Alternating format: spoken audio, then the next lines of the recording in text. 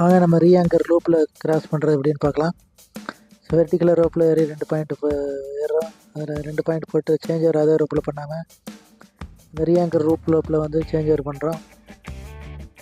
Backup டிஸ்டன்டர் போட்டுட்டு so இந்த ஏறின ரோப்பில் வந்து வெர்டிக்கல் ரோப்பில் வந்து கிராலு பேக்கப் கழட்டி திருப்பி ரீஆங்கர் டைரெக்ஷனில் வந்து லூப் இருக்குது, அந்த லூப் பிடிச்சி இழுத்து அந்த லூப்பில் போடுறோம். ஆஸ் யூஷுவலாக நம்ம போகிற மாதிரி.